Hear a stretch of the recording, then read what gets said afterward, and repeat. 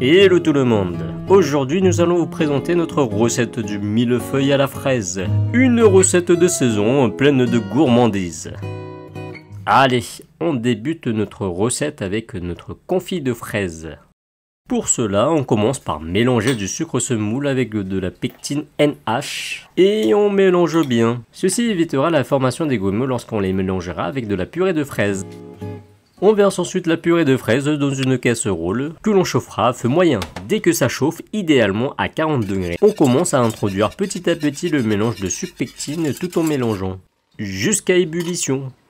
On transfère ensuite notre préparation dans un récipient. Puis on filme au contact avant de laisser reposer au frigo pendant au moins 4 heures. On passe à la crème chantilly. Dans un petit récipient, on verse de l'eau dans de la gélatine, puis on mélange avant de laisser gonfler tranquillement dans le frigo. On verse ensuite de la crème liquide dans une casserole, auquel on la fait chauffer à feu moyen, et ce jusqu'à ce que ça bout avant de la retirer du feu. Dans un récipient, on y ajoute notre masse de gélatine, ainsi que notre crème liquide réchauffée, puis on mélange jusqu'à incorporation. On intègre ensuite la mascarpone au mélange, du sucre glace et la crème liquide non chauffée. Puis on mélange au mixeur plongeant jusqu'à incorporation de tous les ingrédients.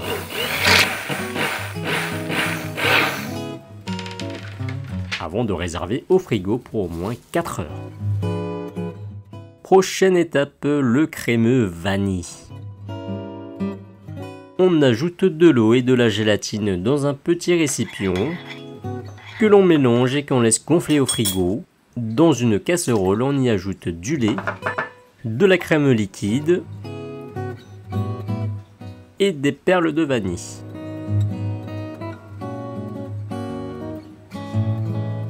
Puis on chauffe notre mélange à feu moyen, tout en mélangeant régulièrement jusqu'à ébullition avant de sortir du feu.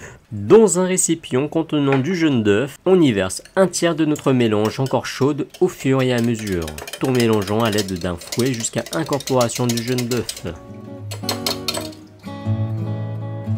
Puis on reverse notre mélange incorporant le jaune d'œuf dans le reste du mélange resté dans la casserole. Et on refait chauffer notre casserole à feu moyen jusqu'à ce qu'il atteigne les 82 degrés. On évitera d'aller jusqu'à ébullition pour éviter de cuire l'œuf et ainsi former des grumeaux. On verse ensuite notre mélange dans du chocolat blanc coupé en morceaux et on y ajoute notre masse de gélatine. Avant de mélanger au fouet jusqu'à ce que le chocolat fond. Et on finit le mélange avec le mixeur plongeant afin d'obtenir une texture lisse et homogène. Ceci permet de lisser les grumeaux si vous en obtenez pendant la cuisson. Pour terminer, on filme au contact et on envoie au frigo pour au moins 4 heures. On passe à la pâte feuilletée. Vous pouvez utiliser une pâte achetée dans une boulangerie ou la réaliser vous-même à travers notre recette de la pâte feuilletée inversée qui s'affiche en lien en haut à droite. On va commencer par détailler la pâte feuilletée.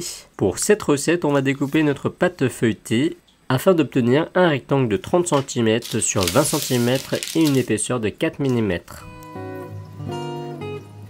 Une fois le rectangle obtenu, dans une plaque de cuisson auquel on aura placé du papier sulfurisé, on y dépose notre pâte feuilletée, puis notre couche de papier sulfurisé et enfin une plaque perforée afin que la pâte se développe de manière homogène au niveau de la surface. On y dépose également des poids pour éviter d'avoir une épaisseur trop importante car on souhaite obtenir une épaisseur idéale d'1 cm. Et zouzou, on envoie au four préchauffé à 170 degrés pour 45 à 55 minutes. Après la cuisson, la pâte peut être légèrement déformée, c'est pourquoi on procède à nouveau à une découpe à l'aide d'un couteau-scie, pour que les rebords soient droits et nets, tout en délicatesse pour éviter de casser la pâte. On place ensuite des repères de 6 cm de largeur avant de pouvoir découper notre rectangle en 3 bandes.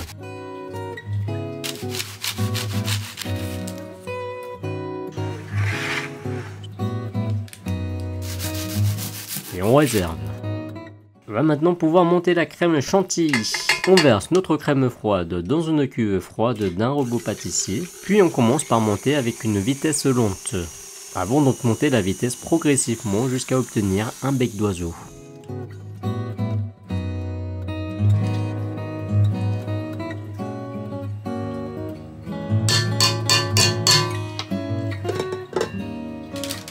Il ne reste plus qu'à remplir notre poche de la crème chantilly.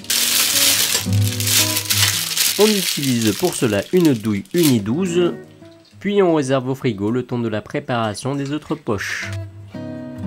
On fera la même chose pour le crémeux vanille. On remplit notre poche de crémeux, auquel on utilise pour celui-ci une douille Uni 10, et on réserve au frigo. Et rebelote avec le confit de fraises, auquel on le travaillera un peu afin d'obtenir une texture lisse. Puis on le remplit dans une poche sans douille. Parfait, direction le frigo. On passe à la garniture. À l'aide de la poche de crème chantilly, on poche une ligne droite dans chacune des extrémités de la première bande feuilletée. Toujours dans cette première couche, à l'aide de la poche de crème vanille, on poche 3 lignes régulières côte à côte au milieu de la bande. On termine cette première bande feuilletée avec notre poche de confit de fraises, dans lequel on poche 4 lignes droites au milieu de la bande, avant d'y placer une deuxième bande par-dessus notre garnissage. On poursuit avec notre deuxième couche dans laquelle on répète la même opération que la première. Une fois terminé, on bascule notre millefeuille sur le côté avant de le réserver. Allez, on finit notre recette avec la décoration. À l'aide d'une poche munie d'une douille pétale vin, on la remplit de crème chantilly.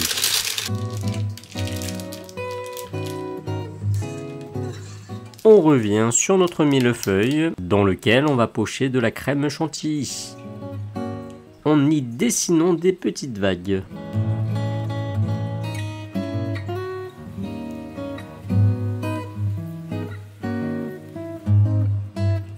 Et on termine avec de jolies fraises que l'on place par-dessus notre crème chantilly. Ainsi que quelques pointes de confit de fraises. Et pour finir, des feuilles d'or. Ainsi s'achève notre recette du millefeuille à la fraise. Si vous l'avez aimé, n'hésitez pas à nous donner un pouce bleu, un commentaire et à vous abonner à notre chaîne si ce n'est déjà fait. À très bientôt.